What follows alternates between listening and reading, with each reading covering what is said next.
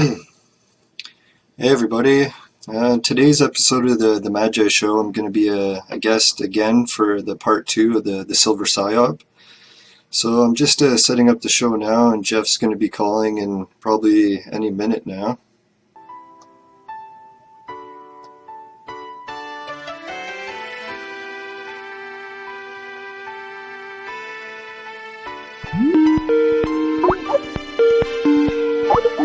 Alright, looks like Jeff is calling.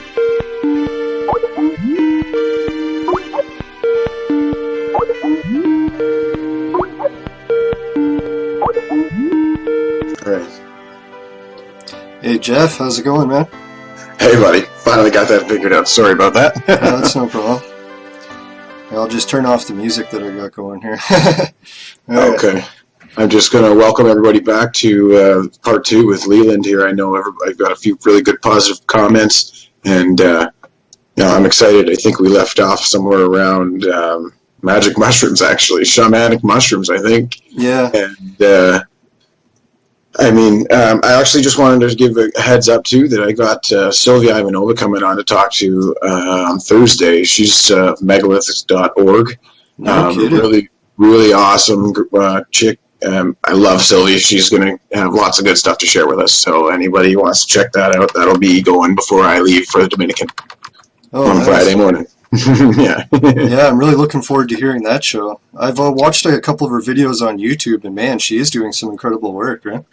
She's astonishing. So, definitely, you'll probably want to check some of that out. So, let's get going, buddy. I've been waiting to get back into this. So, what do you got for us today? Yeah, for today's episode, I think maybe I'll start off with a little bit of a summary, just in case anyone didn't see part 1, but I'll just make it brief so that everyone's sort of up to speed sort of thing. Sounds good. And then as we go, I guess I'll get on to my new information about how this coin helped me possibly solve the location of Atlantis, and a couple other things that we'll get into. I'm just trying to set up the Facebook chat here so that it can go while we're doing the slides at the same time. See if I can get it going. Alright, well, doesn't look like the Facebook chat's working too good, but maybe I'll just work on that as we go. Right, I guess I'll put up the first slides then.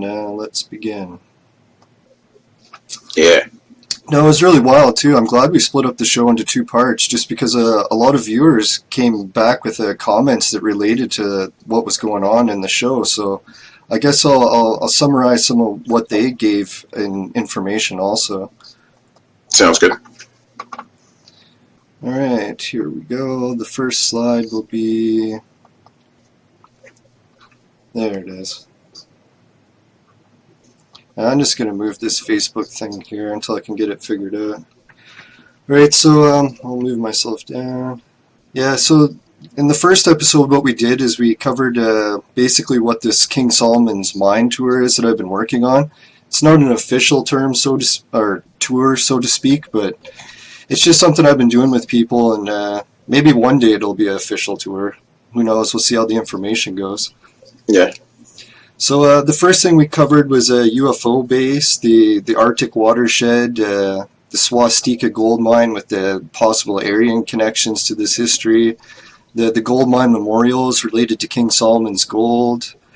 We had Dublin Bay, the Draco Stonehenge, which is one of the coolest megalithic sites, well, probably the only one that I've been to yet. So I encourage everyone to watch part 1 to check that out. And then we talked about a gold coin that was connected to ancient Thrace, and we looked at the Keminist Lodge and how it has like Freemasonic artwork that associates with the view of in between Draco Stonehenge and the Holy Offering Table.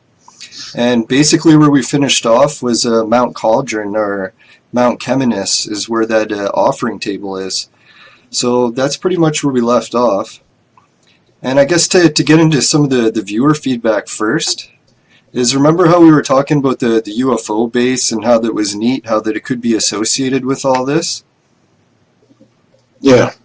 Well, basically one of my viewers pointed out to me that the ancient megalithic sites are usually located on different points, and a lot of these points people think are like ley lines and stuff. You've heard a lot about ley lines, I'm sure, right? Yeah, for sure.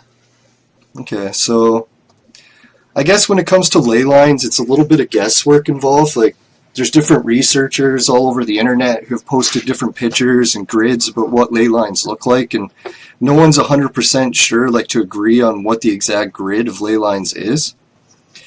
But what the viewer pointed out to me was that, the megalithic stone sites all over, I think it is Scotland or Ireland, somewhere in Europe there, that they're not only just on ley lines, but they're also located on volcanic activity, like ancient super calderas and stuff like that. Eh?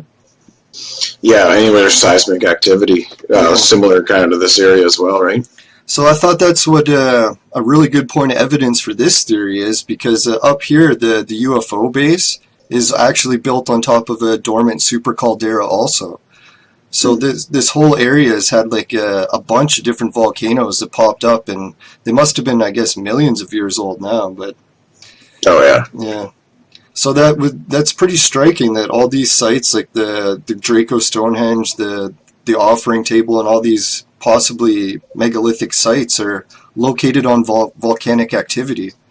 So we can't say for sure that they're on ley lines, but we definitely can say for sure that it's on the volcanic activity. Yeah. So as far as scientific evidence goes, I think that's a pretty good one too, because, I don't know, this next point isn't really like scientific or anything, but...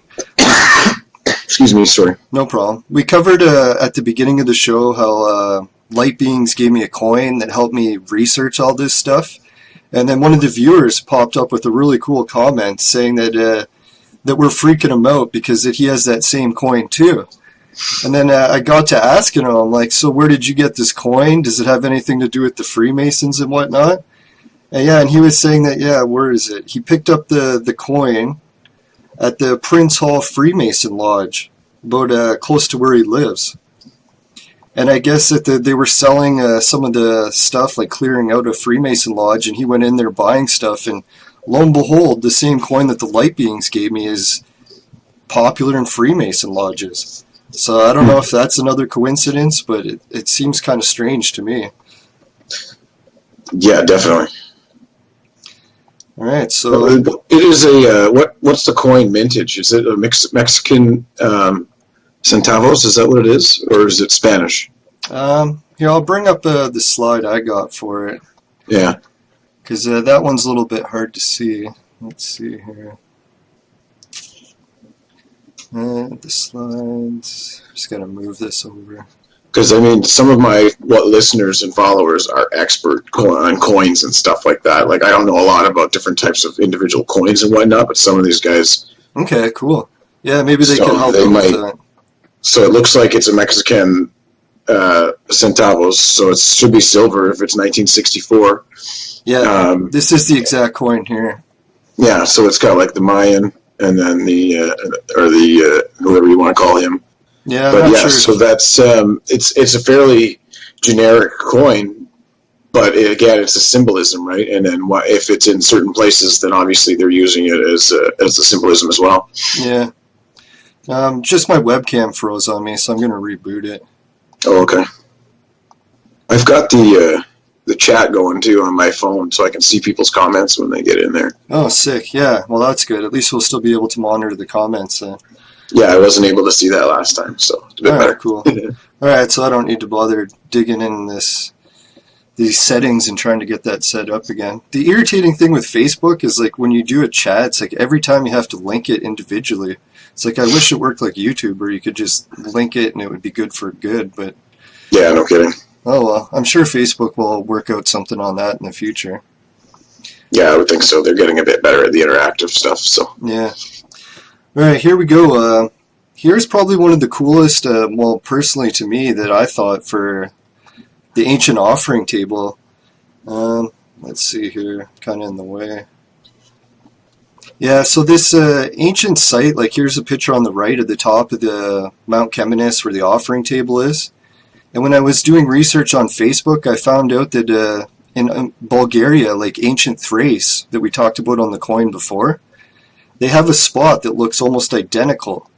And it's like people take a look at it at first glance and they're like, oh, sure, the elevation at roughly 500 meters is the same. But if you like zoom in on this picture, like the high definition ones, You can see then the Canadian side, we got a town in the horizon there.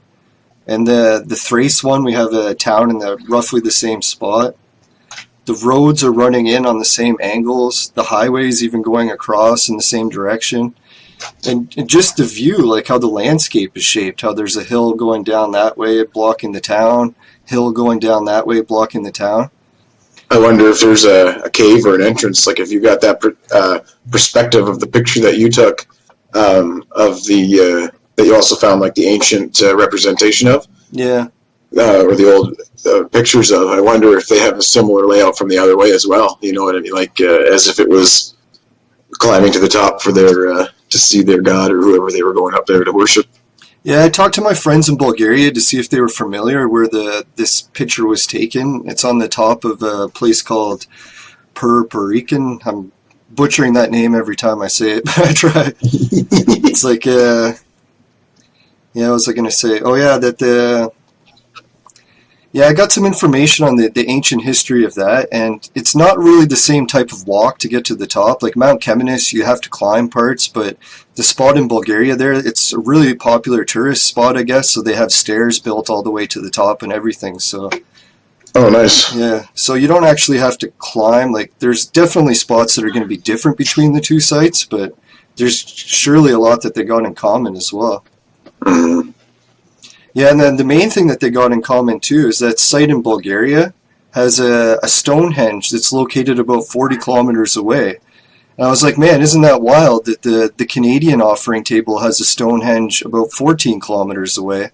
So they're relatively close to each other. So then I took a map of the two sites and just put them next to each other. And it's almost weird how similar they are. Eh? It's like...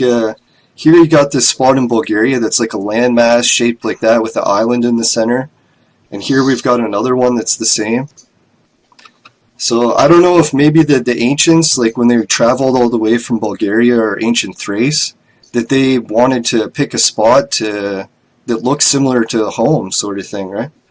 Mm-hmm. So, yeah, for sure. I don't know if it's a coincidence that Canada has an offering table next to a Stonehenge and the Bulgarian site has the same thing, but... I think that was worth noting for the viewers. Yeah, most certainly, I think. Right, and yeah, just going over the history of like this spot in ancient Thrace, is that it was known for being a really gold-bearing area. So it's like that's what we got here in Canada also. So they're both really popular gold mining spots. And it lists here too that it's the largest megalithic ensemble in the Balkans. So I guess it's a really popular spot, right? Wow, yeah. Now I've started digging a little bit more into the ancient history of the name and then the Thracian stuff, but really haven't completed enough of that research to share it yet, so I'll just move it on to the next one.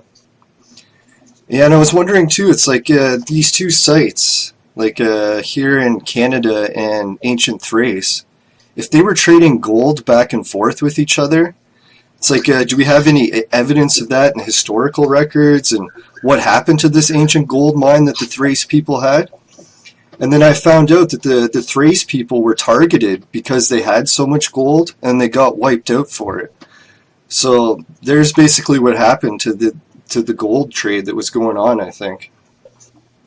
Yeah, Spartacus was rumored to be Thracian. Oh, really? Isn't that something, yeah. Eh? Well, that was the period, I guess, that they were destroyed, basically. Yeah. Yeah, and one of the wildest parts, I guess I'm going to get into it as we go here, is these Thrace people were ancient redhead people, like sort of like the Celts or whatever. And I talked to people in Bulgaria about that, and they're not really too keen on that idea. Like, you know how in North America we had all the history about taking the First Nations land, and most people that live here don't deny that. They're like, oh, of course, the First Nations people used to live here, and now there's new people, right? Something in America that we're common with. But I noticed the more I research in Europe and different parts of the world, not everyone's cool with that same sort of idea. A lot of places have like the history that they've always lived there and they've never taken the land from any other people sort of thing, right? So, yeah. So I guess that's probably a little bit what's happening with ancient Thrace and Bulgaria is a lot of people aren't keen on the idea that they're living in land that other people used to. But I guess for people in North America, it's like we're totally aware that that sort of thing happens all the time. Yeah, we don't have like the 700-800-year-old settlements and that kind of thing. Like, yeah, no, it's sad too, because even in comments on Facebook, crazy people are starting to deny it. So it's like, I don't know. I guess like 99% of people are okay with it, but there's some people that aren't going to accept it. yeah. And then what do we got here too is near the bottom, I was checking to see what was going on with the religious aspects of this stuff. It's like, you know how a lot of the people say that the Jewish people ended up taking the Sumerian history and copying it sort of thing, and then erasing any records of what happened before so that they could call it their own history? Mm-hmm. Well, we see the same thing happening here with the Thrace people, is that Darius the Great, he had the support of the Jewish priesthood here. So it's like when he was doing this slaughtering and taking over all the land, they were taking a lot of the culture with it. Similar to what happened, I think, with the Bible and the Sumerians. And it's interesting, too, because Darius was one of the followers of the winged disc. So it's like, we even have the evidence that he started using the ancient Aryan traditions as his own. So, I don't know, there's some pretty interesting history, I think. Oh, yeah, and then, the redhead people that we're talking about here, the Thracians, they were also known as being extremely tall. Like, in some cases, I don't know if you've heard the tallest Roman emperor before. No. Yeah, he was around 8'6", I think. And he was built like a tank, and he didn't have the gigantism thing that usually happens with the thyroid or whatever. It's like he actually lived a full life. And I checked his origins to see where he came from, and he wasn't originally Roman, but he was from a Thracian family. So here we have evidence that the ancient redhead Thracian people were the giants that we always keep hearing about. Yeah, it could be one of the last areas that their DNA was left surviving, right? Or big enough to make an impact anyway. Yeah. No, and one of the parts to my theory here is that I think these ancient redhead giants, like people always talk about how they might have built the megaliths, and I think that's a really good point, that is where this evidence is pointing to. Yeah, definitely. It would stand to reason because just a sheer size of some of these things, right? Yeah. Now, I've had a guest on the show, Heather Arnold, and she was talking about giants in Aruba, and she was mentioning, too, that it's possible that these redhead giants were involved there also. So it's like we're starting to get the clues here, not only to solve how the megaliths were built, but, like, who built them. And it's and why we're here. Yeah. So this next little map I made is basically just showing the whole area in between how the King Solomon's mine up north in Canada flowed down the Ottawa River and into the ocean. And just to show people, because a lot of people aren't going to be familiar with the Mediterranean and European geography and whatnot, but the ocean would come in to the Strait of Gibraltar, and they passed an island called Malta. And Malta had that winged disc stuff going on there all the time too. Yeah. And then you can see that Bulgaria is here, and it's sort of close to the Mediterranean, so it almost like, if you were going to be shipping gold, you could ship it all the way from the ocean right to there, and then from there up is where you'd have to go to get to Bulgaria. Yeah, and the other the other weird part about this thing too, is like I kept coming across names on these towns on this map that were matching Noah's grandkids. Like, I don't know if you see that Noah's Ark landed here in Armenia or, Turkey? And on the way to this place, where Solomon's Temple was, we had the Phoenician city, and it's named Sidon. And Sidon is one of the names of Noah's grandkids. So I was like, isn't that kind of strange that Noah's track going right to where Solomon's Temple was, all the port cities are named after his grandkids. I was like, that's really strange, because a lot of people don't even think that Noah was real, right? Yeah. And then we get here into America, and one of the spots along the shipping route is called Magog, and it's actually not far from that place that you were looking at, that turtle thing in Quebec, I'm pretty sure, right? Yeah, Mount St. Hilaire. Yeah. So there's a connection there that one of the ancient cities is called Magog, and Magog is also one of Noah's grandkids' names. So I was like, what the heck? How does Noah's grandkid end up in North America? Like, this name can't be very old or whatever. So I looked it up, and it turns out it's a really old First Nations name, and the name translates to mean large expanse of water. So I was like, here's the name of one of Noah's grandkids, and it translates to a large expanse of water. That's pretty sweet. Yeah. And the other wild part about Magog, too, I don't know, we could probably do a whole show on it, but it's got, you've heard of Bohemian Grove and how they have that owl effigy? Yes. So it turns out that owl effigy in Bohemian Grove is just a replica, and it's made out of like plaster and stuff. And the original that they based it on is on the top of a mountain, and this mountain is located in Magog. And then I checked out and then I checked it out, and it's also the Freemasons' top headquarters as like the largest outdoor meeting spot that they have in the whole world, and they put it right next to this owl in Magog. That's interesting correlation between to be able to, connect Bohemian Grove with that, which is obviously known for ceremonies and being Masonic ties. So yeah, so it's amazing. It's like I started to wonder here. It's like I got to look closely more into the history of Noah to see if I could find out if he is related to any of these redhead giants. And I found out some pretty wild history about that. I'll get into it next. Oh yeah, I was just going to mention too, it's like later on in the show we're going to be talking about the Anubis amulet. So I got some of those slides ready, and I got the orb video ready for the end too. Maybe we'll save that for last, right? Nice, yeah, that's cool.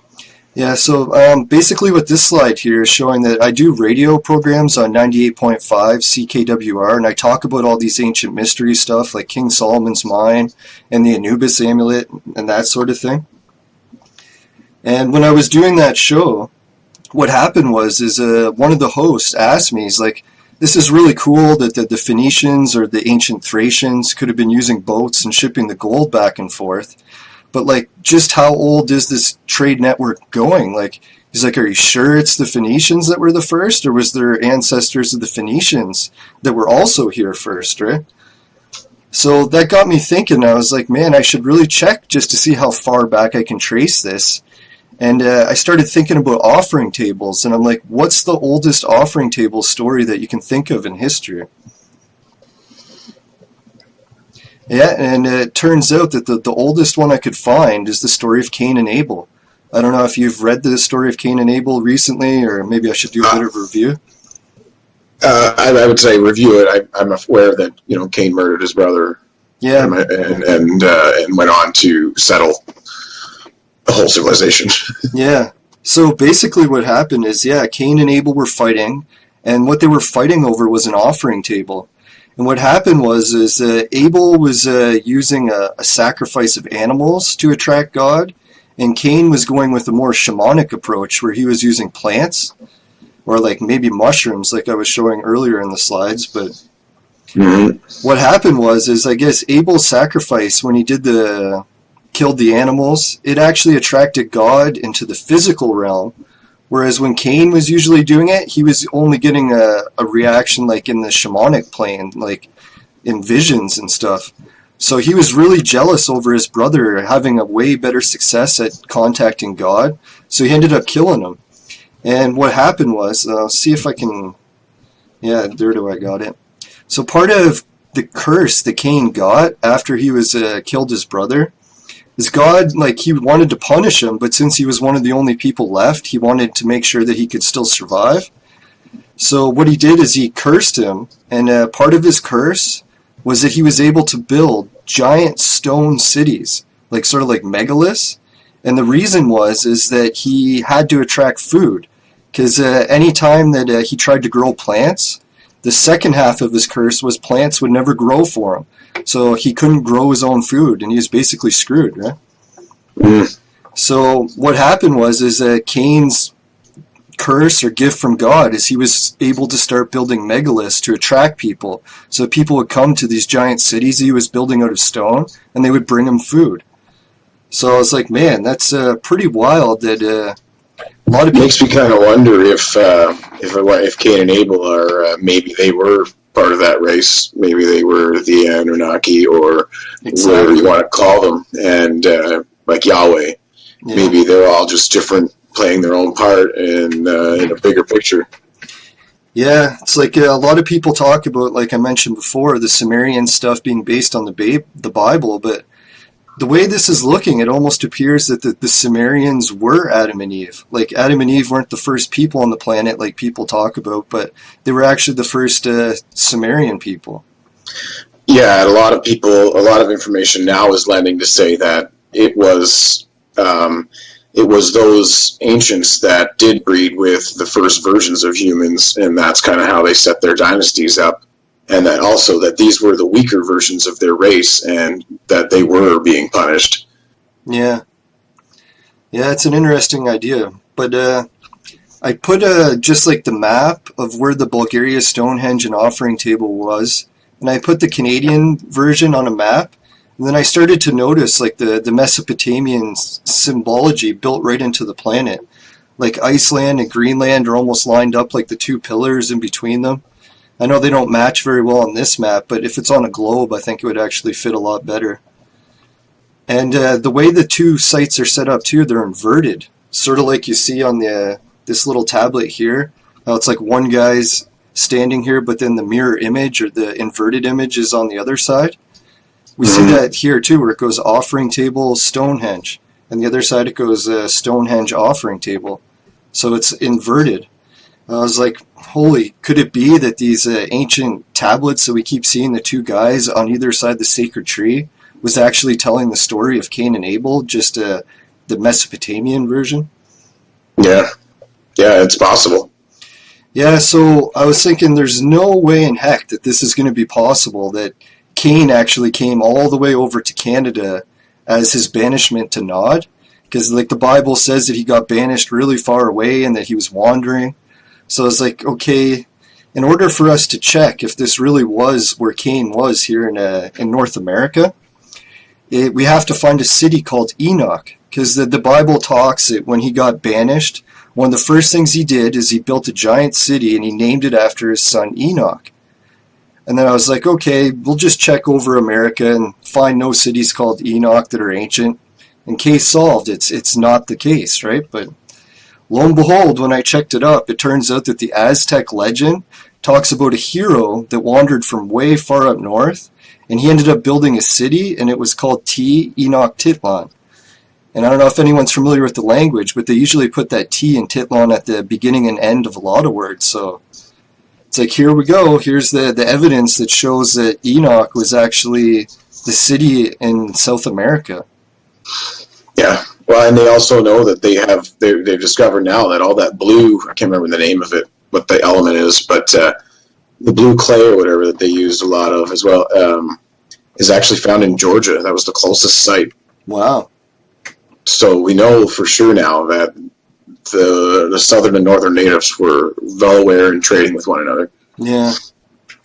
And this was what was really starting to puzzle me too, is because after I did all that King Solomon's gold mine stuff and I started doing conventions and telling people about it, I thought for sure this was the end of the stuff I had to do for the coin that the light beings gave me. I was like, there's no way, there's no other mysteries that this is going to solve. King Solomon, that should be it. Time to move on, sort of thing. But no. Yeah, lo and behold, it turns out that that legend where the Aztec hero founded the city of Tenochtitlan is the same thing that's on the Mexican coat of arms, that coin the light beings gave me. Yeah. So I was like, oh crap, it's like maybe this whole finding the city Tenochtitlan and built by Cain is what they were trying to get me to find out one day. So I don't really know if it's the case. So I started going into more of the evidence, like what's the importance of Tenochtitlan? Like, why do the light beings care if we find out where it is and who built it and why? And then, yeah, it's like, remember that lake image that we were talking about earlier in the show, how it looked like a South American shaman? Yeah. So it's like, here we got the connection with that lake image of like South American people tied to the spot way up north. And my friend JJ ended up showing an offering table that they got in South America there, that they used at those sites. And it's the same shape as the offering table that we have up north in Canada. Yeah, that's So pretty cool. yeah, so I was like, man, it's like the evidence just keeps building up that these sites are connected.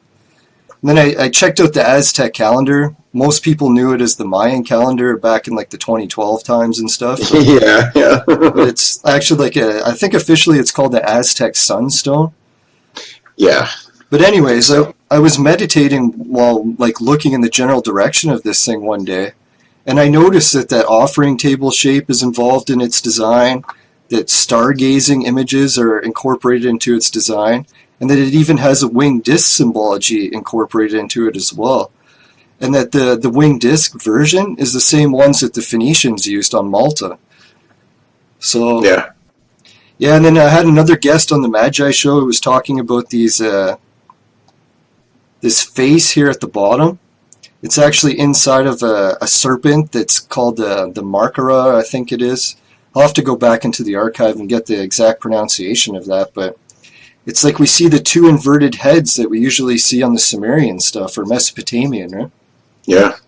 And he came up with a whole ton of evidence about the history of these serpents eating people, how it connects to the ancient, what is the stuff in India called again, the Vedic?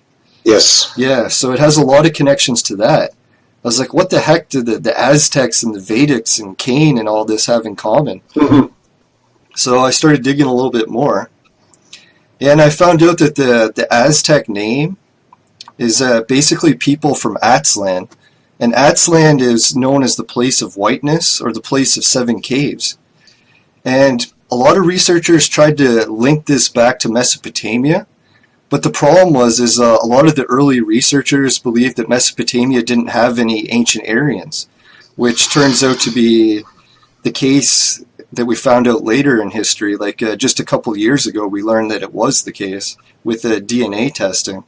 Mm-hmm. And then if we dig into the linguistic evidence, remember how we were talking about on the show before? It's like if Iranian people or Aryans actually existed or not, and who they are and what they look like, sort of thing. Yeah. Well, I was digging into that, and the Zoroastrian people are basically the descendants of the ancient Aryans that lived in Iran.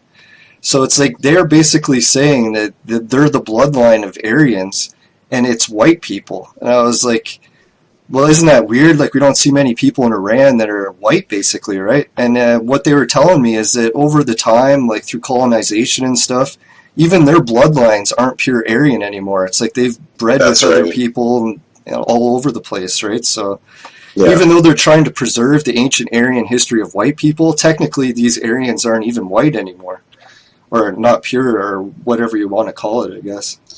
Well, yeah, and even in like, I don't know that being white and light-skinned was ever actually like a necessity to be Aryan, right? I mean, the Nazi version got publicized as being tall, blue-haired, blonde eye, or, blue eyes and blonde hair. But I mean, any number of those things could have been misconstrued, right, to suit an agenda. So yeah, I think the Aryan history has a lot of multiculturalism in it, because we see that when Cain went to that city to build Tenochtitlan, it's like he was the only Aryan there. It's like when he got there, he met other people that already lived there. So right from like day one, he started having a family with other people. So the whole idea of Aryans taking over South America is kind of laughable, because really there was only one guy there, and everyone else was someone like a different people, right? So I'm definitely exactly. So I'm not trying to say that like ancient Aryans or white people dominated South America at one point. In fact, it was just one person that I believe was there. And we hear the same thing in legends too, like Viracocha, how he was like an ancient white person, right? Yes, for sure. Yeah. So. And no doubt a special being of some kind, different, and was wanted to be worshipped, I think, too. A bit of an ego, maybe, but yeah, definitely stuck doing whatever he was doing. Yeah. So the slide that I got up here now is just a language comparison that the Aryans in Iran were telling me to look up. And it's basically you take the words from Indo-Iranian or Aryan, and they seem to match the Vedic words, and they also seem to match the Avestan words from India. Yeah. So it's like we're starting to see that these ancient Aryan guys really had quite the influence on Mesopotamia. or even the whole area, like India. Straight across Asia, yeah. Yeah, pretty much all the Mediterranean area also. So what I'm going to do too is I'm having a guest on the show in the future. His name's Kevin Najuan, and he knows, the Ojibwe culture. And a lot of their words match on this chart as well. So I was like, when he's on that's really cool. Yeah, so when he's on the show next time, I'm going to show him the slide and see if he can help me add some more words, or like add a whole column to it for the Ojibwe language. Yeah, from a North American native perspective, that would be really cool to really tie those ancient cultures again. Yeah, and it's like I'm not trying to propose the theory that the Aryans gave all the First Nations people their history. It's like I checked into the legends, and the First Nations people had their own ways of contacting the Creator, and they managed to get very similar information, like how to build megaliths out of wood instead of stone, like totem poles, and they also aligned them to the equinox and stuff. So I was like, it seems like this ancient pagan culture, it's like you don't really have to have contact with the Aryans to get it. It's like if you do shamanic practices and contact the Anunnaki, it doesn't regard like what your skin color is or where you're living from. You can get this very similar information. Well, yeah, and there's starting to be more evidence too that there is almost a universal internet, and that's kind of like what they think maybe that quantum computers are going to be able to tap into, and that basically once you can upload this quantum internet, you then have basically likely trillions of other species, that have been millions of years example already in that system. And as soon as you upload, to quote a little Star Trek, it's like firing off your warp engines while the Vulcans were in the area or whatever, right? It could be, and then who knows what's going to happen. I was just digging into a bunch of this stuff today, so cool. Who knows? It's pretty exciting. Yeah, for sure. And, whoops. I was just going to say here that, too, I was trying to figure out, like, why these... we did a radio show on CKWR again, and this time the topic was Atlantis. And when I was talking all about Atlantis and I did all the research, I started to notice, like, wait a minute, all of the information that we're getting about Atlantis keeps pointing at Tenochtitlan as being Atlantis. So I'm like, what the heck? And here's a map that I put, like one of the most famous quotes out of Plato. Here, I'll put the map back on. Is Plato always said that the Atlantis was located beyond the Straits of Gibraltar, right? Yeah. And if you look at where Gibraltar is and where it's pointing to, it points right to Tenochtitlan. And one of the things that goes over is that Bimini Road that Edgar Cayce talked about too, right? Yeah, in the Bahamas. Yeah. So I was like, holy crap, it's like, could it possibly... Well, and they found literally that they have sonar evidence of pyramids off the shore of the Azores Islands, which is really where, if Atlantis was in the Atlantic Ocean, that's going to be right on one of the rings of it, that's for sure. Yeah. No, I was just looking at that today before I was on the show, too, about the different pyramid scans, and people are debating it. And the whole thing usually comes up is people always expect to find Atlantis underwater, right? Because of that whole part of the flood mythology with Plato and how Atlantis was destroyed by a flood. So I checked Tenochtitlan's history to see what happened to it. And they have the same thing where legends about how the people that originally lived there fell out of favor with the gods and they got destroyed by a flood. I was like, and then Tenochtitlan ended up getting populated again after. So I was like, well, is it the floating city? Yeah, see, that's the thing. It's I'll see if I can bring that up on the next slide here. Yeah, here's a picture of what Tenochtitlan looked like, or people believe it looked like. Yeah, and it used to be inside of a huge lake. And the problem is people don't think that Tenochtitlan is Atlantis because today it's located underneath Mexico City, and then that's not water type area, right? Mm-hmm. But what happened is when the Spanish came in and invaded, like in the, what year, I guess 1600s or whatever. Yeah. When they invaded, one of the first things they did is they drained the lake. So it's like this whole water that used to surround Tenochtitlan isn't there anymore. So when people are looking for a place like Atlantis that's hidden underwater, the water used to be there, but it's not anymore. So it tends to throw people off, right? Mm-hmm. No, and it's interesting too. See what I got for the next slide. Is some people have drawn the shape of Tenochtitlan to be the same as the offering table, and we had a slide on the show on the first part where it shows like all the cities that trace back to these ancient Aryans, like King Solomon and all the different pyramid shapes, and even Stonehenge are all the same shape. So, and it I just lost you here again. We froze up in Skype. Okay. I think last time when I was freezing like that, it was on your end, so I'm not really too sure, because like the Facebook recording was able to do it, huh? Do you have like a reset setting thing in the options? No, it's just Skype, right? I'm just recording the... Oh, yeah. Okay, so maybe let's do a Skype reset then, huh? Yeah, okay. All right, cool. Sounds good.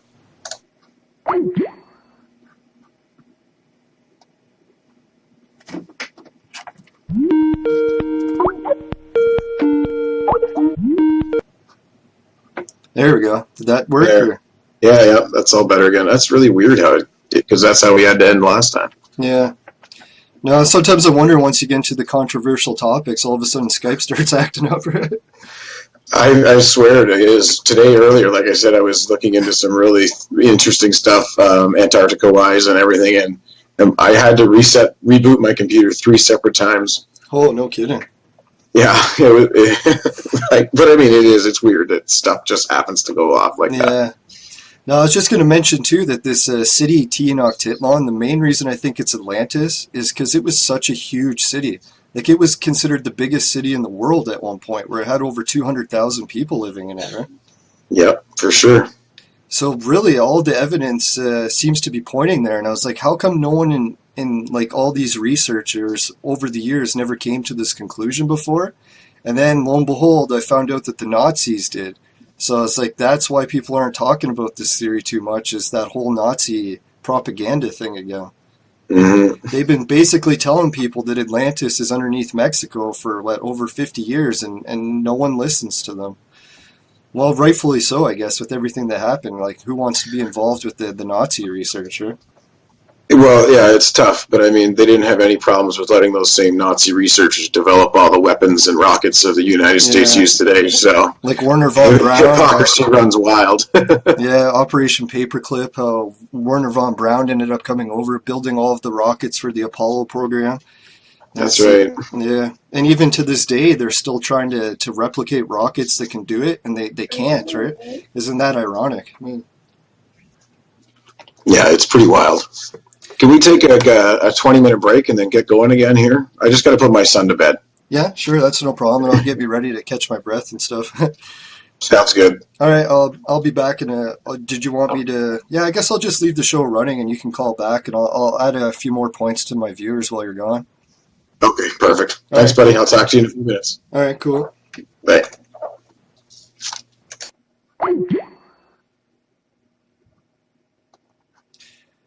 All right, everybody, that was just me talking to Jeff on the Silver Psyop show. I'm going to try to get into more of the slides about the Anubis amulet at the end of the show.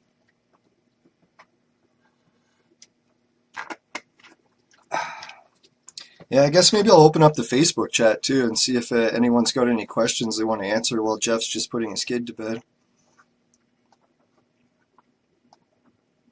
Yeah, sorry, I'd keep the Facebook thing going at the same time, but it usually uses up a lot of my computer's resources, so one of these days I'll get a supercomputer and I'll be able to run the show no problem, but as for now, it's like I got to make do with what I got. Alright, get this open. Yeah, it looks like I got a message already, so maybe there's some people talking in the chat.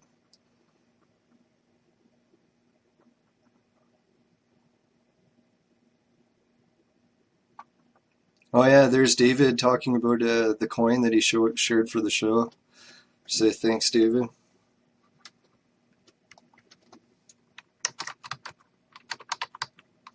No, it's funny. One of the other people that was commenting about the show and my research was the moderator of a Facebook group.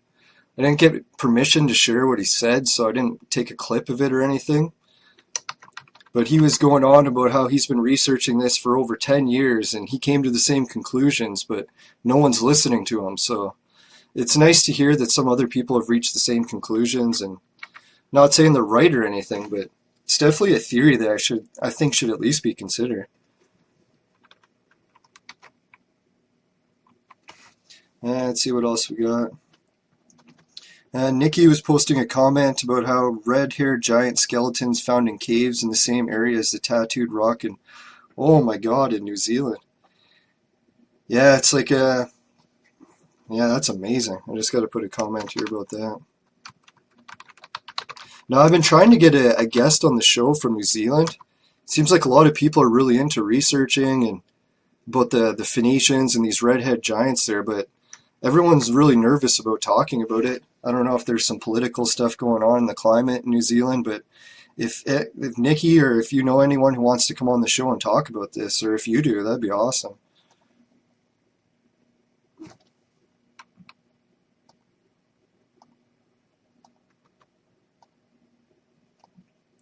Let's see what else we got for comments.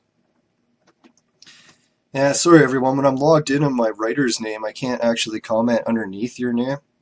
So I'm just going to put it in the top of the chat.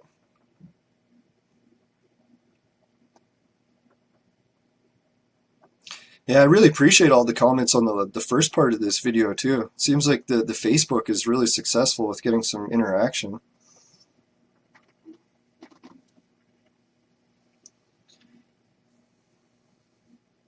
Jeez, that's what's going on. I was wondering what was happening with my headphone, and it's falling apart.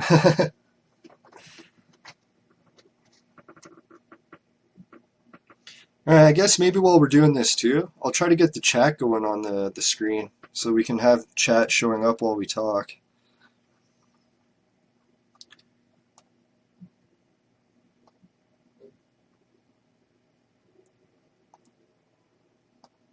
I know last time I set it up, it really wasn't that difficult to do, so I thought I'd be able to do it on the fly, but so far no luck.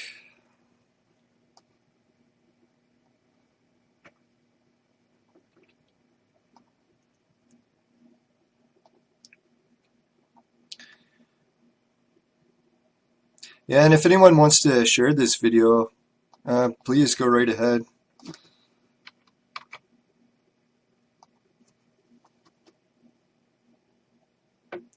Please. Oh, I remember what happened there. It's funny, when you copy and paste the link for the chat in the software here, it only wants part of it. So if I keep putting the whole thing in, it doesn't work. Let's see if I can put just part.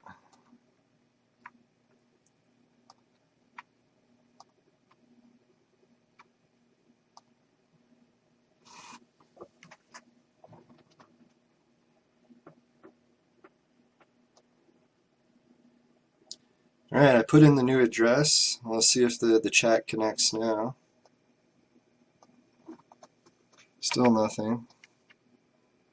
Ah, there we go. Got it connected. Alright. So I guess it's good Jeff took a little break here. Now we can get the Facebook Live comments going. Sweet. Yeah, and if anyone's watching the show on one of the shared links and they don't see their comments coming up here in the chat, I think basically what you have to do is go to my writer page, Leland Judson, and watch the original video link. Because if you watch that one, it'll link to the same chat. So if anyone's trying to comment and they're not getting it in there, that's probably why.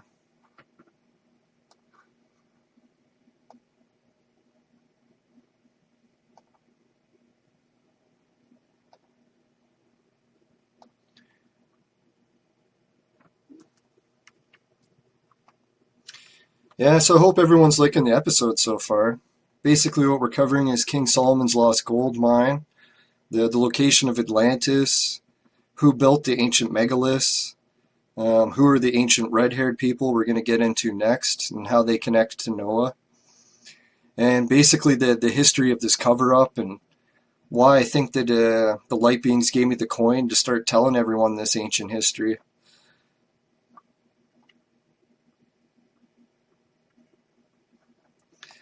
Alright, let's see here. I'm just going to share it now with a few other groups.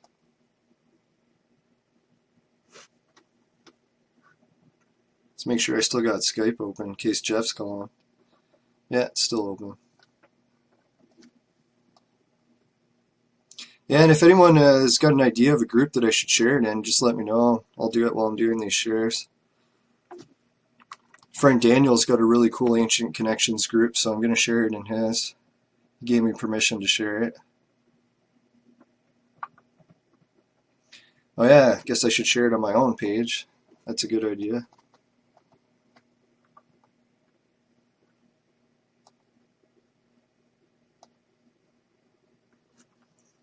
Oh.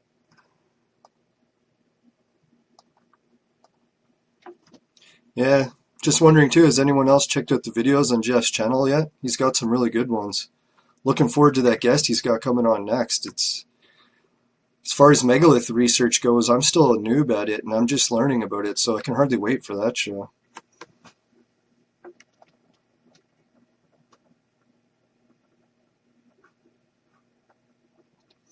Yeah, I'm going to share it with the Adept Initiates group too. It's like I do some writing with them, so I figured it's a good group to share it with. I've basically written blogs about all the stuff I'm talking about here. If anyone wants to jump onto Adept Initiates, either their website or their Facebook groups, and check it out. It's just under my writing name, Leland Judson, and Judson's just my middle name. I use Judson basically because my real last name is pretty original, so save my family some of the grief about being associated with these wild theories.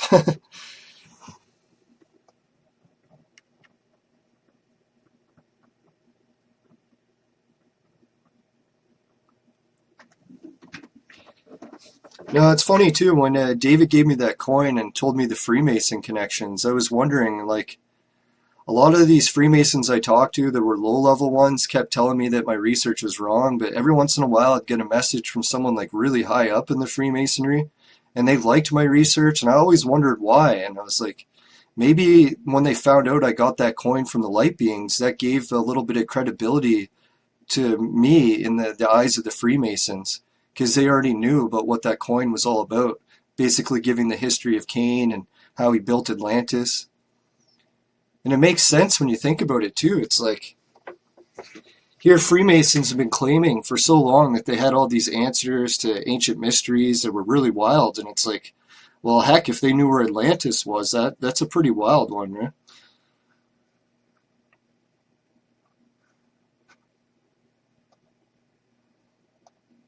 All right, let's see if we got any more comments. Got a message from Jeff a little while ago. I don't think that's a recent one. Yeah, I hope my viewers aren't getting too upset about this whole Aryan information. Definitely not trying to say that Aryans are superior or saying that Jews are bad or anything. It's like Jews are actually some of my best friends, so definitely not saying that or anything.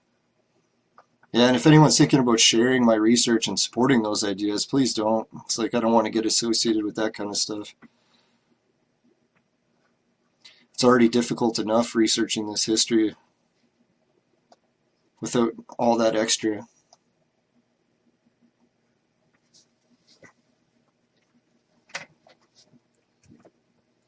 Maybe I'll just put on a little bit of extra music. If anyone's got a typical type of music that they want to listen to, kind of limited to what I can play, just because Facebook and YouTube and everything will take down music unless it's royalty free. So I got a little bit of a royalty free collection of music, but it's a little bit on the limited side.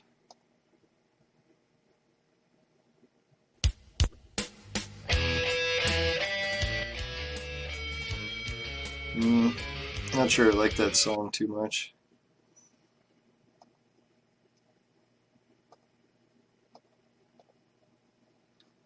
Maybe just some quiet background music, huh?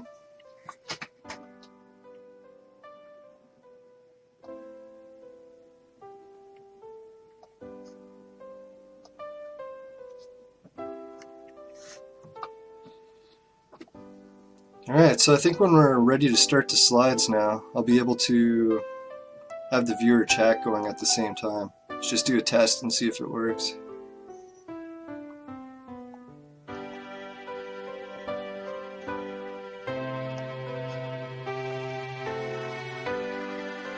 Yeah, that's pretty cool.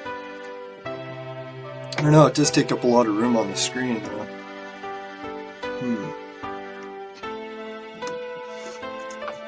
Yeah, thanks for everyone for staying tuned to the show. Jeff should be back in a couple minutes.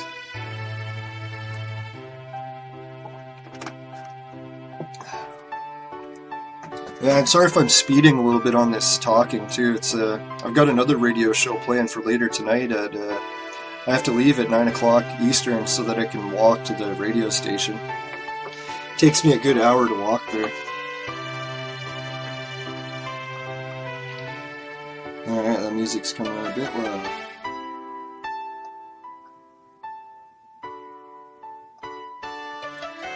Now, I made another interesting slide, I guess, if anyone didn't see at the beginning of the show. Basically, some of the stuff I'm talking about here is humankind's ancient history. And I keep finding over and over again that the records aren't lost. It's just the people aren't accepting the records and they're denying it. So it's like they don't either want to hear it, they just ignore it. So it's funny how we keep talking about all these ancient mysteries that haven't been solved. But when you really dig deeper, it's like they've been solved a long time ago. It's just people don't want to listen to it. So I understand why. It's like all the political reasons. Like if you're living on land that was taken in the past, you're not going to want to be talking about the history of the people that used to live there, sort of thing. But it's like we're all adults now. It's like we should really move on from that sort of thinking. It's like we got to look at our whole history of man and figure it out. It's like we can't just have all these preconceptions about what's really going to be true and what isn't, even before we start.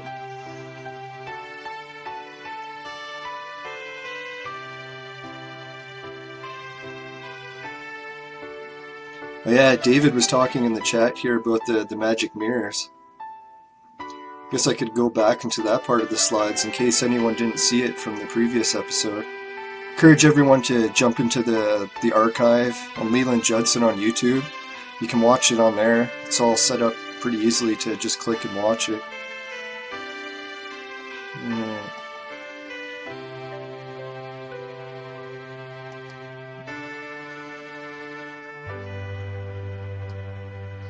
Yeah, so basically what we covered in part 1 was that the winged disc symbol used in Mesopotamia that I keep showing all the time. It used to be a mirror. That it was like mirror technology that the ancients were using to communicate with Thoth, to communicate with the Anunnaki.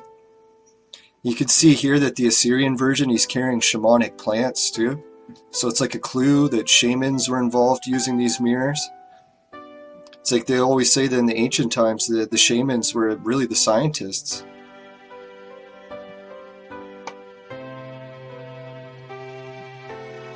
Yeah, and then the magic mushrooms growing next to the offering table up north.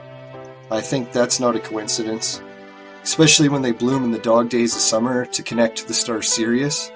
It almost seems like there's a connection here, like the universe itself is designed this way to work. Not by accident. Almost like intelligent design.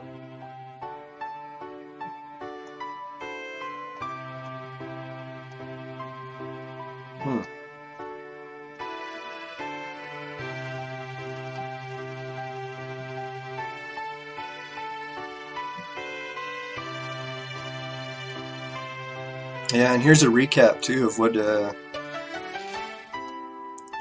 city shape, how we talked about how Tenochtitlan is basically this shape. You find it at the Pyramid of the Sun, Göbekli Tepe, the Ziggurat of Ur, Solomon's Temple, which is associated with the whole Mayan theory, Stonehenge, Khafre.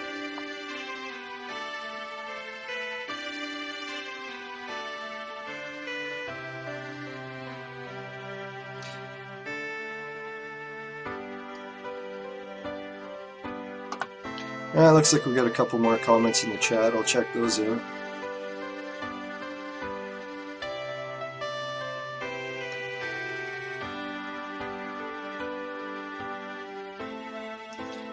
Yeah, people in the chat, like, oh, hi Kendra. It's, they're talking about the different things, about how different people all bleed the same. We can disagree on things. Yeah, it's one of the last slides I got ready for the show today. guess I shouldn't show it yet, but since we're talking about it and waiting for Jeff. Because I think these ancient clues for solving our history were hidden by the creator in all nations. It's like all the different colors of people that we find around the planet. It's like each group of people has their own part of this history hidden in it. And if we don't look at the history of each one, we're never going to get the full picture. So it's like, I'm not saying that people should only research the history of the Aryans here. It's like, there's definitely a lot more history we got to look into, like, what is it, the serious connections to, what is it, the Dogon tribe, then the Ojibwe people, and Asian countries, how they had the magic mirrors that I was looking at too. And then here, the Mesopotamian history. So we're definitely, I don't think, going to get to the bottom of it unless we openly discuss everyone's history. If we try to leave someone's history out of it, it's like we're never going to get the full picture. I think the creator set it up on purpose that way, to make us all work together.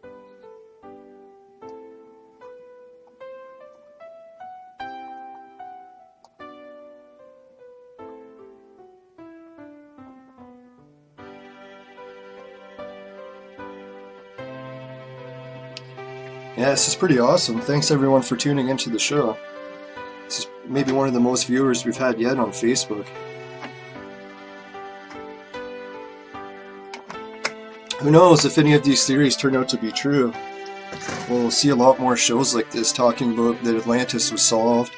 We'll know who built the megaliths, how they built them, where they got the information from. It almost seems like kind of like a historical disclosure in a way that these light beings were trying to get me involved with.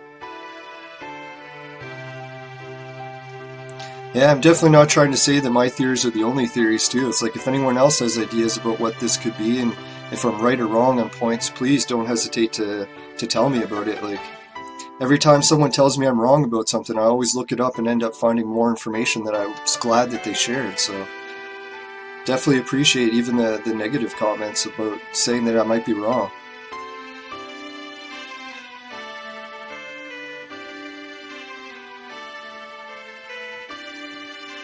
I don't think I can listen to this song any longer. It's getting a little bit repetitive. Hopefully Jeff makes it back soon. Yeah, I'm just going to check Skype. Ah, here he is. Perfect. Hey, man. Hey. Welcome back.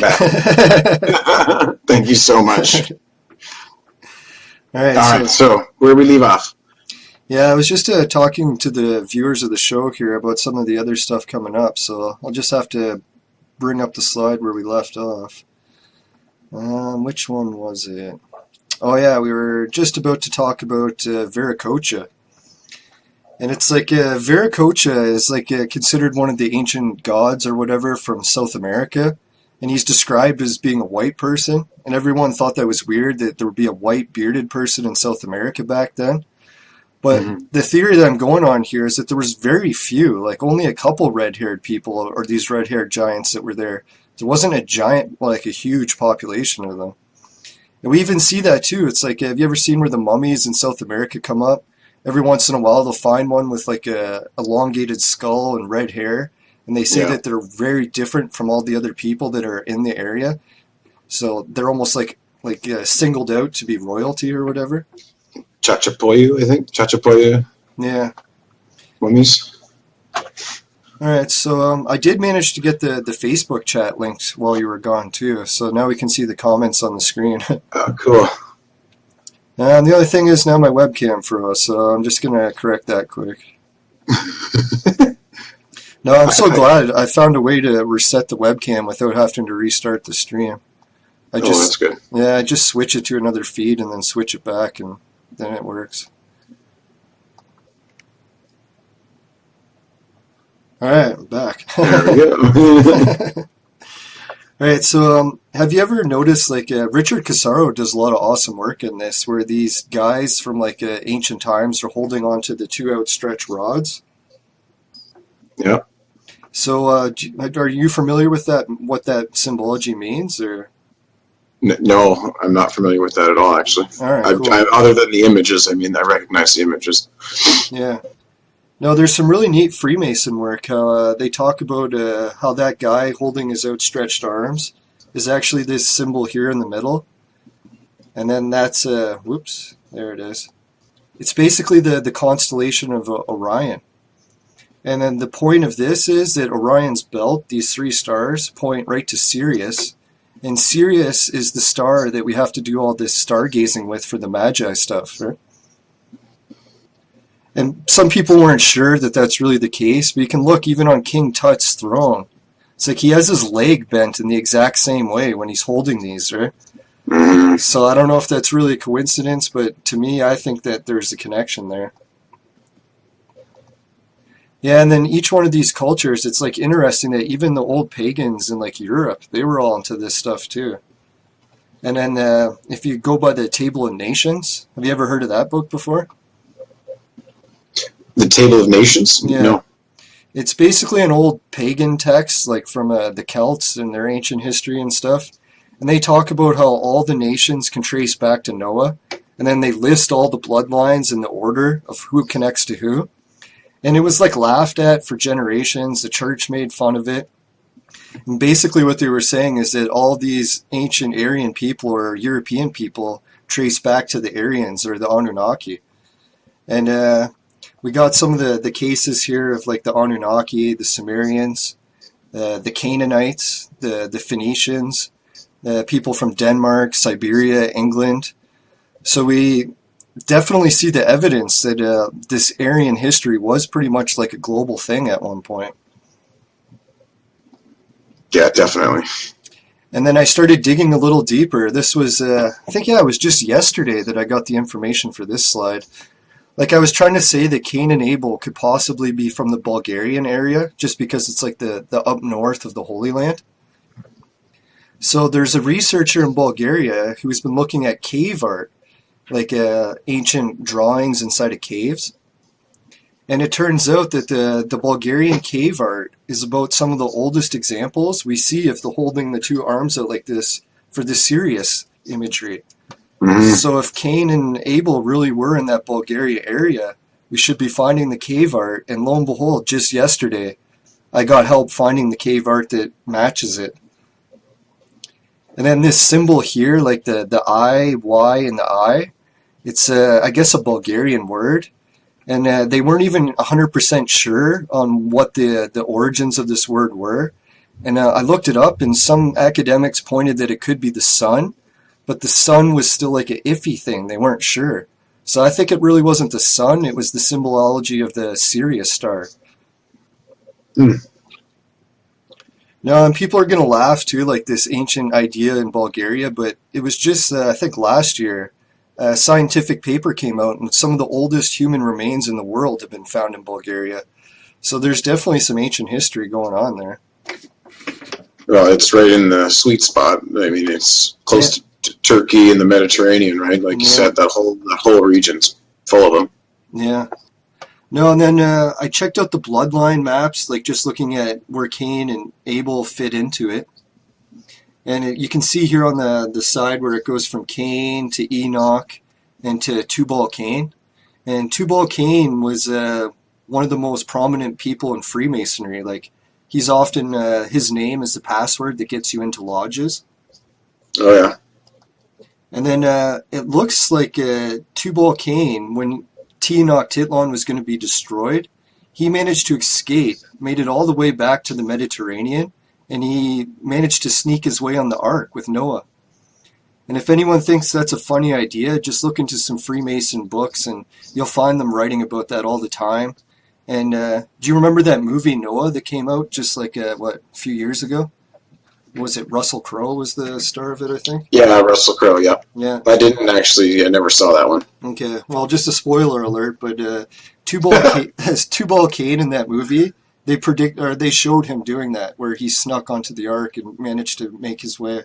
Oh, okay. Survive the flood. So it's neat that, I don't know if Freemasons were involved in making that Noah movie, but they added their own mythology to the movie. Yeah, there's usually some symbolism going on in the movies, that's for sure. Yeah.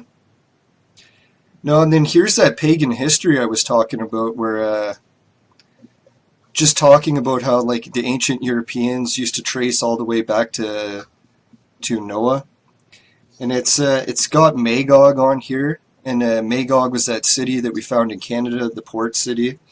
Yeah. And then it lists about the Tower of Babel and all that stuff. So there's a pagan half to that story as well.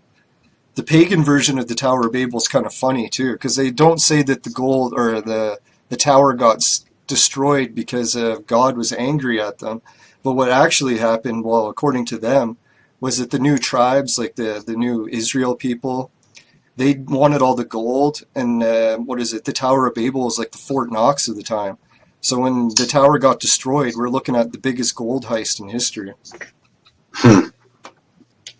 That's pretty wild. Yeah. And it even includes, too, that all these ancient red-haired people used to live in Bulgaria and all those places around the Mediterranean, and they have a wandering story just like the tribes do. How they got kicked out and they had to wander and wander and wander, and then they eventually ended up in Ireland. Except their story says it took 440 years, so I don't know if I would take that as accurate, but it's definitely some interesting points. Like, this ancient red-haired stuff connecting to Noah isn't just like my theories, it's ancient pagan history. Yeah, I mean, it seems to, along with the Great Flood, there's definitely seems to be, if its name isn't Noah, then there's another representation of someone who did what Noah did. Yeah. Or supposedly anyways, right? So again, I mean, it could be thousands of years of history between us and them. It's pretty cool.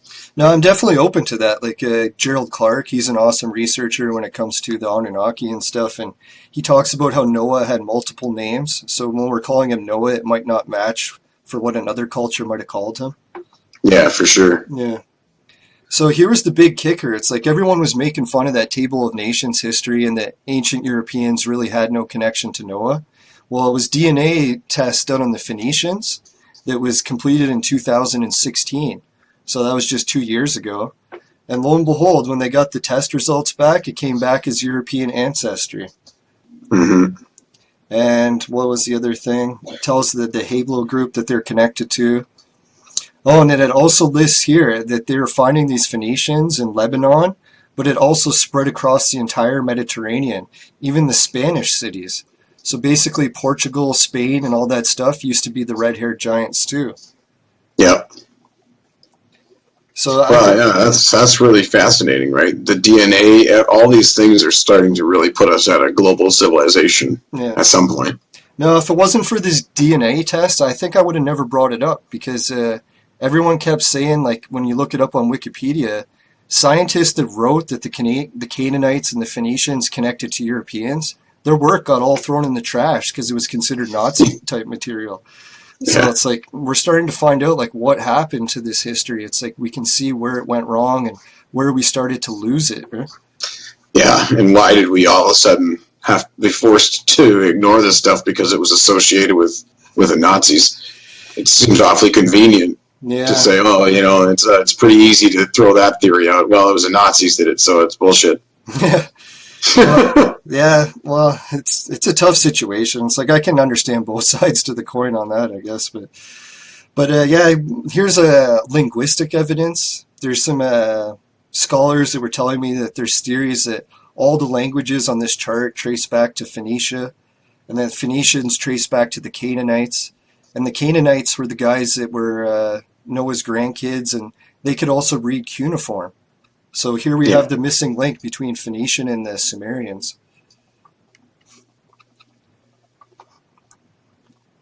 All right, what do we got next? Oh yeah, here's the Dead Sea Scroll description of Noah. It's like in the regular Bible, it doesn't talk about Noah, what he looked like and stuff. I guess maybe that part was taken out. But the Dead Sea Scrolls talk about Noah as being an albino, and a special type of albino where his skin actually glowed, almost like a light being. So I don't know, it's like this Noah history and how every European could connect back to Noah seems really strange, because even European people are quite different from each other, right? But then when you got this albino guy at the very top of the food chain, so to speak, it's like I'm almost thinking he could give birth to a lot of different types of looking people, right? Yeah, definitely. If he was Who knows what he was? Yeah. Yeah. Oh yeah, and here's the history chart I made just to really outline it for people what happened. Everything that's labeled here or outlined in red is places that got wiped out. So we got the Magog people that were a base in North America. They got wiped out. The Gaels and the Scythians, they got driven out of the Mediterranean area and had to go move to the Celtic areas today. We got Nimrod at the Tower of Babel. So we can see all the different bloodlines and where they connect. And here's the Canaanites, the Hittites. These guys in the Bible were referred to as the giant redheads that, what is it, the Hebrews were like ants or grasshoppers compared to them. Yeah. And then they trace right back down to Sidon, the Phoenician Empire. Well, it even, which said there was the king Nimrod. Yeah. Was also likely the historical figure. Sorry, it just lost me. But was also likely even Goliath. Yeah, that was the funny thing. I checked the pagan history of Goliath, and it turned out he wasn't like this 10-foot guy. He was actually around 7 feet. And then he wasn't killed in like this epic battle with David face to face, but he was actually shot in the back with a slingshot. So, like, there's a whole different side of the story when it comes to the Bible. It's like, it's funny. Well, there's definitely many versions, and yeah, we haven't got the pagan. Probably. Every time. Yeah, it seems probably the original version has been horribly mistranslated, the old ancient Hebrew, right? So, yeah. I mean, even the details that we know out of that are probably incorrect. So it's there's a million pieces of this puzzle that are coming. Like you said, you got to consider the pagans version and everything because it's all intertwining. Yeah. Now, I like to take every point of view I can as possible and just put it on the map and then see how it looks like and make up a decision from that rather than trying to be so narrow-minded on what it could be. Mm-hmm. Yeah, there's no choice, right? Otherwise, you'll never find the truth. Yeah, and I check, like, if what happened to this red-haired history and how did the people get wiped out, like these red-haired giants? And I found the verse in Deuteronomy 20:17. And it says, the Hebrews were given the instructions that you shall not leave alive anything that breathes. Utterly destroy them, the Hittites and the Amorites, the Canaanites, as you were commanded. And the reason is so that they won't teach you. So I was like, what were these Canaanites going to teach us? It's like they were going to teach us the red-haired history of our planet, and even dating back to Atlantis, it's like, that would have been some pretty wild stuff they could have taught us. Yeah, I would think that there was some serious knowledge there. Yeah. Okay, so next I got the King Solomon's Tour again. So that was pretty much the history that I gathered from the offering table. And the last thing on this tour list is the highway. I was like, it's neat how all these different sites are on this highway. There's the Swastika Town, there's the coin, there's the Draco Stonehenge, there's the offering table, all on one highway. So I was like, shit, I should really check to see where this highway's going, like, further, right? And see if there's anything else on. And lo and behold, if you take this highway straight for, what is it, about 13-hour drive, it ends up on New York City. And it turns out to be the exact same road that the Yankee Stadium is on. So isn't that funny? It's like people always talk about clues and ancient mysteries being hidden in plain sight. Well, here are some of the most biggest ancient sites solving all the mysteries that we're looking for. Happens to be on the same street as Yankee Stadium. Yeah. If that isn't more hidden in plain sight, I don't know how much more you could get, right? Yeah, that's pretty spectacular. Yeah. So I guess one of the spots that we talked about earlier, that's pretty much it for the tour. Was remember how I was talking about how the ancient offering table was giving me information about going to Manitoulin Island? Yeah. So yeah, here's Dreamers Rock. Yeah, so here's a picture of the First Nations people's Dreamers Rock. And yeah, basically what I found out with the history of Dreamers Rock is it's a place where all the shamans in the past had to go there and try dreaming. And if they could dream, they could communicate with the creator. And I don't know if it's a coincidence, but the creator, when he talked to these people in the dreams, he asked them to look into a bowl of liquid so that he could show them stuff. I was like, oh, almost like that offering table technology again, right? Yeah. And then, yeah, A so, bolt mercury, maybe. yeah. So I was wondering, it's like, is there any way in the future that, like, we keep advancing technology, like making faster cars, faster planes, faster spaceships? Well, maybe in the future we're going to enhance our shamanic abilities as well. That's like one technology we haven't really worked on. It's been thousands of years, I think, since humans were, experiencing grounding and doing these things to really get more in tune with the universal web. I guess that's a good way to put it, maybe, is right, that being able to access this fiber of information that must be traveling. Like there's got to be something there, right? Yeah. Yeah, so I checked to find out if I could see any information about dreams and like where is dreaming technology going. It's like what universities are doing stuff on dreams. And this is the weirdest part, like when it comes to the shamanic stuff, is there was a study here. Maybe I'll just make myself disappear for a second. It's there was a university, I guess, in the Netherlands who was doing studies on how smoking weed or marijuana or pot, whatever you want to call it, has a negative effect on your dreams. That it can actually, the people they tested, it hinders their dreams. But then there was an opposite effect, is that if people stop smoking weed, they're like chronic weed smokers, they get a rebounding effect. And basically what happens when you get the rebounding effect, all of a sudden your dreams are enhanced by like 1,000 times. You dream more vividly, you dream longer. And it was like, I think maybe this is one of the clues that like there is a shamanic principle according to dreams that we're just on the verge of starting to understand. That's interesting. Yeah. So one of the other things, like when I was working on using that ancient offering table, is I started getting visions and dreams about what kind of an invention I should make. So I guess I got the invention clip ready. Is it alright if I air it here now? Or? Yeah, sure. Go ahead, bud. Alright, cool. And I guess maybe what I'll do is I'll play the music on this end, so it plays through the speakers, and then you'll be able to hear it on your end too. Because I noticed when I use XSplit, it's like the sound doesn't want to carry through. But the old school method is just blaring it on my stereo. So, all right, we'll be back in a second, folks, and I'll just play the video clip quick.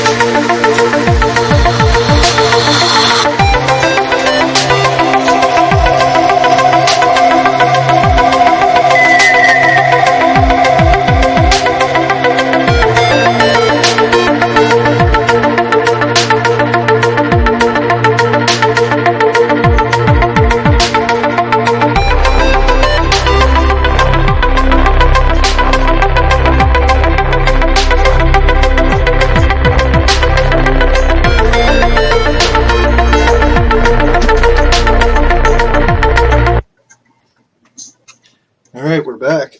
I'll just plug in my headphones.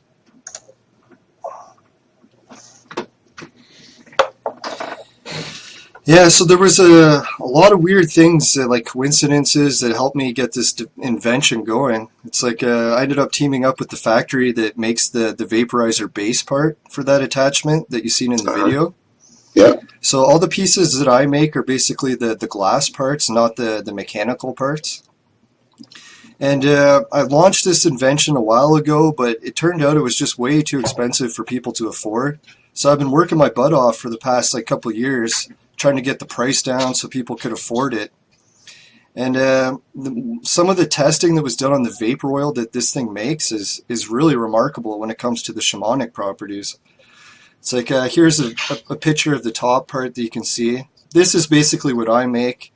And then this is a vaporizer that Airizer makes.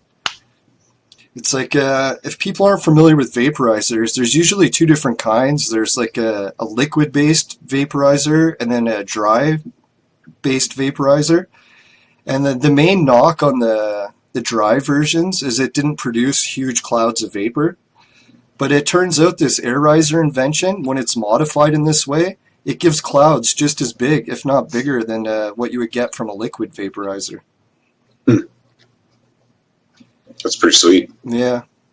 No, and so it's going to be relaunching in April, just after, or not April, July, when all the different laws in Canada are fixed up for that. Now, and basically the principle to this too is essential oils for like years have been made, but they're usually always involving some sort of solvent, like a chemical to dissolve it. And that ends up with like impurities. But what happens with this type of vaporization, which I call vaporcation, is it actually uses no solvents. It's just heated air. So how it works is the heated air creates the vapors, and then the vapors eventually start building up and filling this tank. And then once the tank's full, you have a full thing of vapor oil of anything that you've been using in it. Like most people are probably going to use it for cannabis, but other people will use it for sweetgrass and different herbs that aren't psychedelics. So there is like legal ways where people that don't have legalization for cannabis can still use it.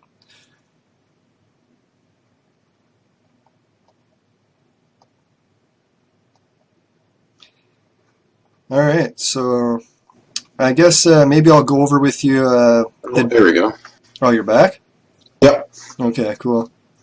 No, and then the problem with my invention too was that it was hard to get the vapor oil out of the thing. So basically what we have here is I've made a modification with the help of some factories that are going to make it easier to pour it out. So that's one thing people can look forward to in the 2.0 model when it launches. So basically it's collecting the resin for you. The resin term is a little bit iffy because with resin that implies that you burned it in order to get it, but with vaporizing it doesn't actually burn at any point. It just heats it up. Well, so, residue then. So yeah. It's the leftover residue from the vapors. Yeah. Is essentially what we're calling oil then? Yeah. I coined the term vapor oil just because it's an oil that's made from vapors, but it's basically similar to essential oils. Like people that are into essential oils will know what I'm talking about there. Yeah. So I'm hoping in the future that like people keep using my invention to either make their own essential oils from different sweetgrass and different stuff, but there also is, when legalization comes in Canada, the shamanic properties that this is going to offer. Yeah, for sure. That's what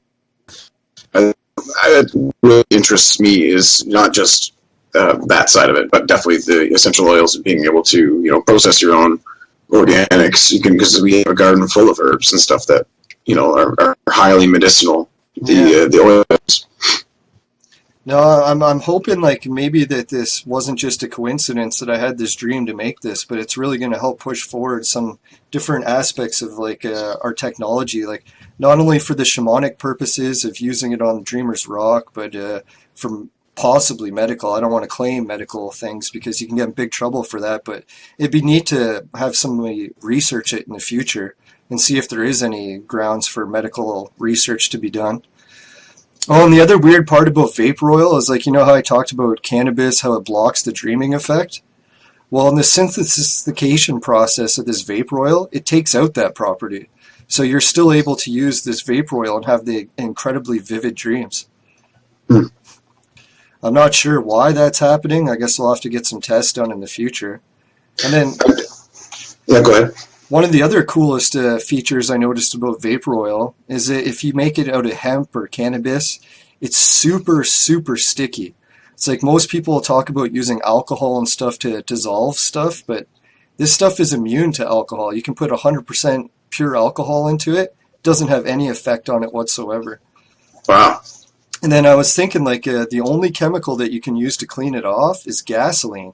And I was like, oh, that's one of the properties for making plastics. Yeah. So I was thinking in the future, people are going to start using this invention to replace the fossil fuels that we use to make plastics. I think like a natural polymer. Yeah. And it'd be kind of nice, too, because, like, when you drink water out of a plastic bottle, it always tastes like crappy plastic, right? Pretty sure if it had a cannabis taste to it, there'd be a few other people that wouldn't mind it so much, right? No, so I got my invention going to a couple different shops, but no one's been too keen on it yet until the price comes down. So I guess that'll be a big thing for July. It'll be coming soon. Yep, that's awesome. Yeah, thanks. And then there's that guy that I mentioned on the show previously, Kevin Najwan, how he talks about First Nations history a lot. He runs a group that's called the Eighth Generation Infinity Network. And basically what the principle to this group is that there's a First Nation legend that believes that our generation, or like the eighth generation, is going to be the one that changes humanity and pushes us over the hill to like that new point of like spiritual awakening, I guess, or whatever it's called. So it's pretty wild. I think like, here, I'll put on the next slide. There's like, if anyone hasn't heard of the medicine wheel before, each color represents different things, like elements in nature, but it also represents the different people around the planet. And I was thinking the creator actually put the clues to our ancient mysteries in small parts in each of the different people around the planet. So unless we start researching the history of each culture, we're not really going to get the full picture. That's a really good way of looking at it. Yeah. I think because it goes into every little piece, every story, whether it's written or verbal. There's so many similarities. Yeah, I just put this up here because I don't want people to get too caught up in the idea that Aryans are going to have all the answers or something. Like, they're only a small part of this, but I just think it's important that we include their research as well, not exclude them. Well, again, and it's about breaking down the ideology behind why people need to tie Aryans to the Nazis, right? Yeah. It's the ignorance behind it all. It's clearly manipulation in the media that people are just stuck on hatred. They just need to let go of hatred and look at what's honestly and the truth behind all of this research. Yeah. And if people think it's funny that the First Nations people have anything to do with these ancient pagan traditions, I just put a comparison. This on the bottom is Ojibwe cosmology, and I compared it to the Mesopotamian. And you can see that they have these guys with like wings standing flanked on either side. They got a winged disc. They put the moon and the sun at the top. They have a jewel at the bottom. It's like I could go on for a whole episode of just the connections between these two. So I'm going to ask Kevin what he thinks about it when he's on the show, because I'm not sure if he's noticed the correlation between the two yet either.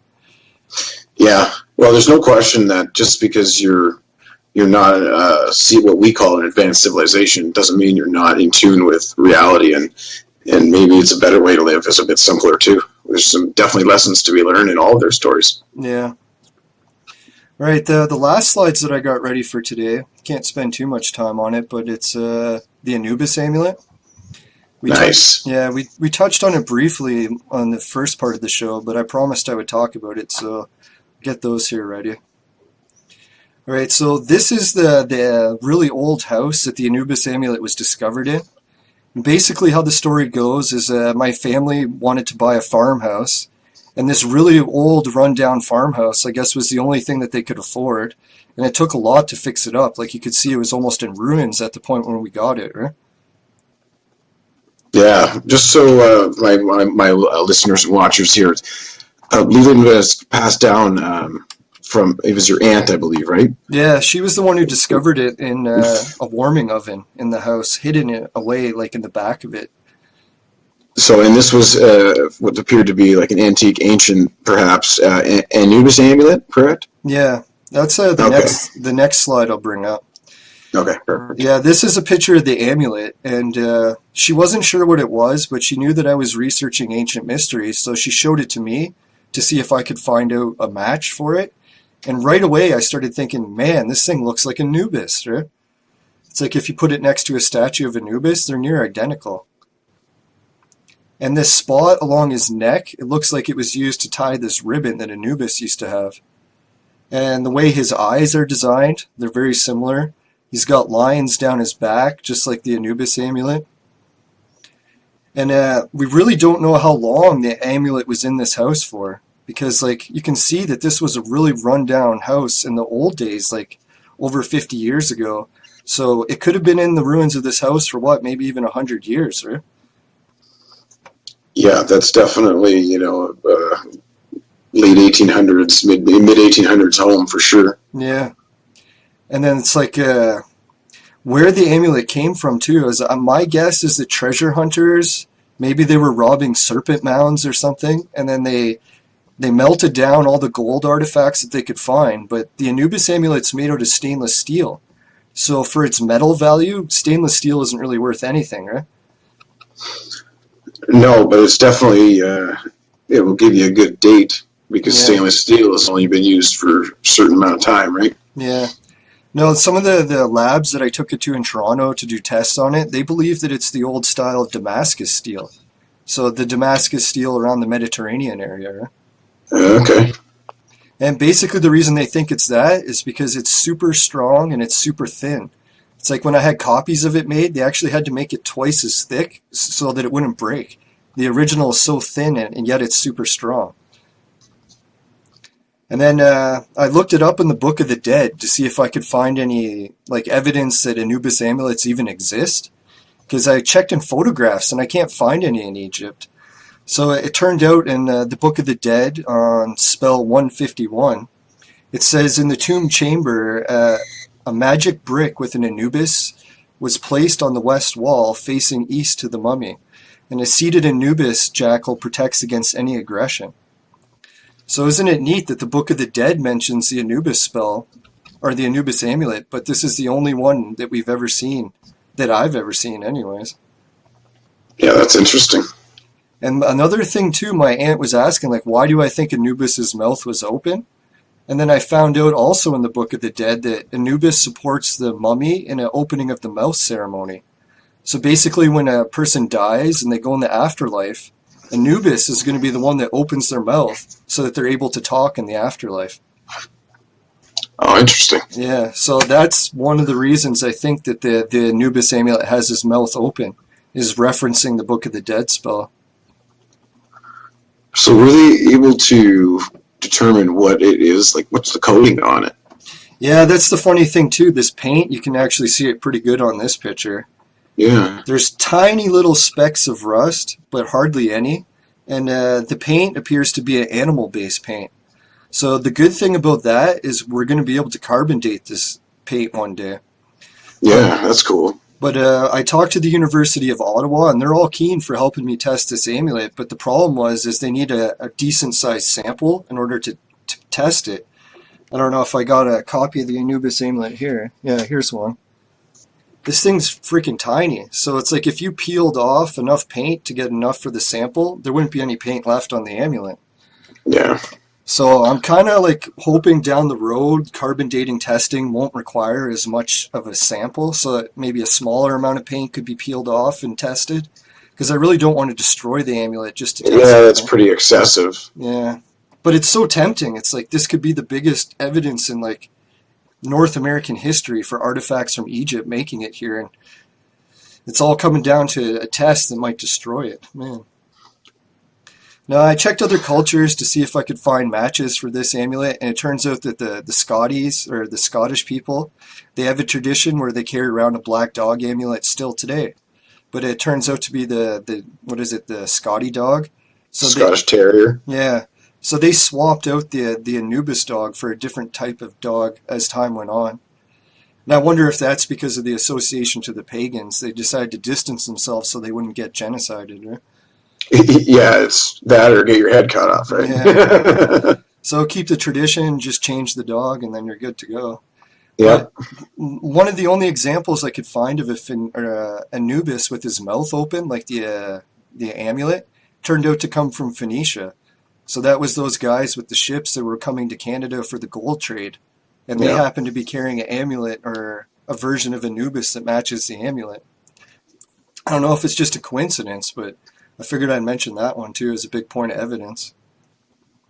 Yeah, and this type of dog was actually popular in Mesopotamia. This is a version of the ones that they had. Oh yeah, and here's another big kicker. I just got permission to share this picture again. And not far from the offering table, there turns out to be a chamber in Bulgaria that's roughly the same shape as the Anubis amulet. So there we have another connection to Bulgaria, to me, and the Anubis amulet. So is that like an entryway? Is that what we're looking at? Basically what this picture is it's like a chamber that goes up to the top, and it's just the door of the chamber that makes the image of Anubis, yeah. Okay, right on. That's cool. Yeah, so I'm hoping one day I can. You know that's they don't accidentally put shapes into their architecture usually like that, right? Yeah. No, and it's not the first time that Bulgarian history has been associated with ancient Egypt. There's been a bunch of other tombs and stuff that were hidden in mountains in Bulgaria that were from Egyptian times, so I could do a whole show on that sometime if you want, and different curses that happened once they dug open these caves, and it's pretty wild what's been going on. So yeah, so that's basically where I wonder too, is if that's how I contacted the light beings one day, is because I've been in contact with this Anubis amulet for so long, right? When I started to find out that Anubis was involved in this offering table filling and stuff, I don't know if it's a coincidence. Maybe we'll find out when the amulet gets more testing. That is fascinating. Yeah. I think that you're definitely onto something. I believe that we're still just scraping the surface, and I guess the biggest battle that people like yourself must have to face is just the blinding criticism that comes with years of indoctrination of society and whatnot, and being unable to accept the possibility of something different. So, yeah. I mean, it's probably getting a bit better, I'm assuming, but well, it's still a long way to go, right? Yeah, this past August, I had a convention booth in Toronto, and I was sharing all this research with people, and I'd say the reception of it was like maybe 80 to 75% of people would just make fun of me and laugh and stuff, but the people that did like it were so knowledgeable that it was worth it. It's I talked to some students that used to work at the ROM in Toronto, and they gave me the contact information for the head Egyptologist for the museum. Oh, perfect. Yeah, so I've sort of got my foot in the door, so to speak, with some students that actually loved the amulet. I gave them copies of it, so we'll find out soon what the Egyptology professor has to say about it. It's like, I'm not really convinced that they're going to like it, but hey, it's worth checking it out, right? No, I'm kind of hoping. Like it until I wouldn't tell them about the rest of your theory right away. Yeah, that's for sure. I'm definitely not going to mention the light beings. No, usually mentioning the light beings is where a lot of conversation ends. Especially if you're dealing with someone with a degree and a doctorate and that type of stuff. They don't want that speculation on them. So yeah, unfortunately, but I think that's pretty much all the time I got tonight. Is there anything else you wanted to show? No, I was just going to say that, I've got to head out soon, too, that I've got a radio show coming up tonight at 10:30. We're going to be talking about artificial intelligence. So if anyone wants to log in, or not, I guess you could log on to the internet and watch the show. It'll be on CKWR 98.5, and they have a website with a free stream and everything. Make sure you send me all those links, too, so I can put them in these videos and stuff with you, so that way those guys get a bit of promo there as well, hopefully, because you guys are all doing really wonderful stuff over there as well. If I'm around, I'm going to definitely check that out, too, because I love it. I think you live close enough that you could almost tune in if you had a really good antenna. I probably could, actually. I should check that out, actually. Just sit in my car and listen, maybe. No, I appreciate you having me on the show, because I haven't really had a chance to tell my whole theory to someone before, and doing an episode about it where it's just me talking seems like it's too much. So, well, I appreciate that you let me do it in a couple episodes, and Yeah. Because, like I said, I'm always fascinated by all these new innovative ideas, especially when they're close to home. Like, you know, I grew up in Northern Ontario, and never Nice. in my wildest dreams did I think that anything near those areas would be like that. Because again, what I was taught to believe. So, it's real refreshing to know that there's people like you that are close by, and you know they're on a similar wavelength. Anyways, as far as being open minded and just willing to really beat down some stereotypes too, right? Like, you know, every corner you probably deal with people associating with the Aryans and the Nazis, but you know, it's just information. No, I think one day times are going to change, and if this information turns out to be true, it's like, man, we found out who the ancient mound builders and everything were. So that's right. Yeah, it's tracing back to the giant redheads. That's right. The Halo hymn, perhaps. So. Yeah, again, anytime you got some new information, feel free to contact me. Let me know. We'll get you out here and talking again, because I love speaking with you. All right, you are a wealth of knowledge. I really appreciate you taking the time out of your couple days to speak to me and share this stuff, man. So keep going. Yeah, You're doing awesome. Thanks. Yeah, the information I presented here is maybe about 10% of what I collected so far, so definitely could do a few more episodes. Right on, brother. All right, well, we'll stay in touch, and then when I get back from my vacation, we'll get on again and do some more. All right, have a good trip, man. Thanks for having me. Right on. Take care, Leland. Thanks a lot, man. Yeah. Take care, Jeff. Bye. See you. All right, everybody. Managed to fit in about everything I wanted to for Jeff's show. Really appreciate him for having me on. I'd like to do a little bit of a summary and answer some questions here, I guess, if I am able to. I just got to run out the door soon.